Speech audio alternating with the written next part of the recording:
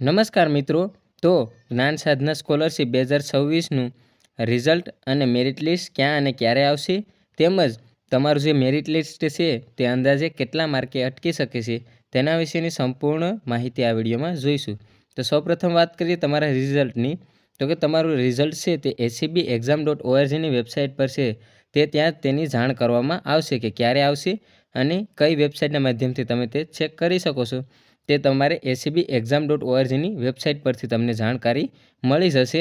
તો તે વેબસાઇટની લિંક પણ હું આ વિડીયોના ડિસ્ક્રિપ્શનમાં આપી દઈશ અને તે વેબસાઇટ આગળ ખોલીને પણ જણાવીશ કે કઈ રીતનું તમારે હશે. ત્યારબાદ વાત કરીએ તમારું મેરિટ લિસ્ટ, તો કે તમારું મેરિટ લિસ્ટ છે તે GSSYJUJની વેબસાઇટ પર અપડેટ કરવામાં આવશે. આ વેબસાઇટ છે તેમાં અહીં તમે જોઈ શકો છો કે મેરિટના ઓપ્શન પર તમે અહીં જોઈ શકો છો કે જે 2025-26 માટેનું મેરિટ લિસ્ટ હતું તે અહીં તમે જોઈ શકો છો. તેવી રીતે તમારું પ્રોવિઝનલ મેરિટ લિસ્ટ સૌપ્રથમ આ વેબસાઇટ પર આવશે 2026-27 માટેનું, અને ત્યારબાદ તમારું ફાઇનલ મેરિટ લિસ્ટ આવશે. અહીં જોઈ શકો છો કે 2 રાઉન્ડ પડેલા હતા ગયા વર્ષની જેમ, તો આ વર્ષે પણ એવી જ રીતે આવશે. હવે વાત કરીએ તો કે તમારું મેરિટ લિસ્ટ અંદાજે કેટલા માર્કે અટકી શકે છે, તો અંદાજે તમારે 60 ઉપર માર્ક હોય તો તેવા વિદ્યાર્થીને મેરિટમાં આવવાની સંભાવના વધુ હોય છે. તો તમારે 60+ માર્ક હોય તો તમારું મેરિટમાં નામ આવી શકે છે. ક્યારેક ઓછું પણ જતું હોય છે અને ક્યારેક વધુ પણ જતું હોય છે. આ અંદાજિત આંકડો છે. ગયા વર્ષે જે SC અને ST વિદ્યાર્થી મિત્રોનું છે તે 51 ઉપર ગયું હતું અને બીજા બાકીના વિદ્યાર્થીઓનું જે છે તે 62+ ગયું હતું. તેવી રીતે તમારું મેરિટ લિસ્ટ જશે. હવે તમને હું જણાવી દઉં કે આગળ તમારે ડોક્યુમેન્ટ પણ ઘણા જરૂર હોય છે. તો કે સૌપ્રથમ તમારે જે છે તમારો જાતિનો દાખલાની જરૂર પડશે. આગળ રજિસ્ટ્રેશન માટે જાતિના દાખલાની જરૂર પડશે. તો તે તમારું પ્રોવિઝનલ મેરિટ લિસ્ટમાં નામ આવશે ત્યારબાદ તમે કઢવી શકો છો. પછી તમારો આવકનો દાખલો, તમારા પિતાનો આવકનો દાખલાની જરૂર પડશે.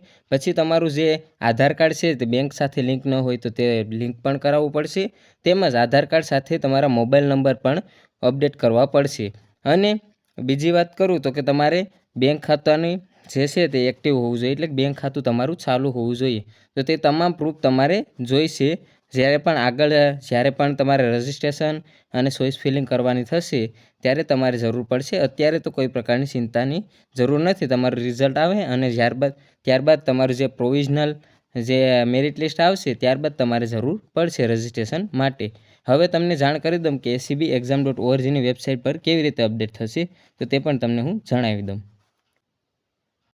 તો મિત્રો, આ રીતે acbexam.orgની વેબસાઇટ હશે. તેના માધ્યમથી તમે અહીં જોઈ શકો છો કે નીચે નોટિસ બોર્ડ આપવામાં આવશે.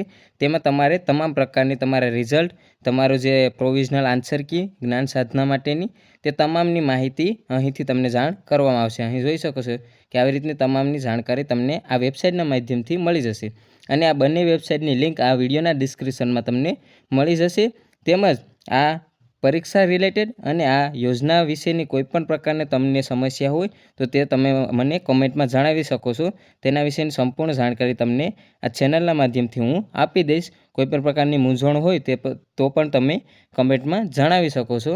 અને આના વિશેની આગળની તમામ નવી અપડેટ માટે મારી ચેનલ સબસ્ક્રાઈબ ન કરી હોય તો સબસ્ક્રાઈબ કરી લેજો અને આ વિડીયોને તમારા મિત્ર વર્તુળને શેર કરજો, જેથી તેને પણ આ માહિતીનો ખ્યાલ આવે. ત્યાં સુધી મળીએ નવા વિડીયો સાથે. જય હિન્દ, જય ભારત.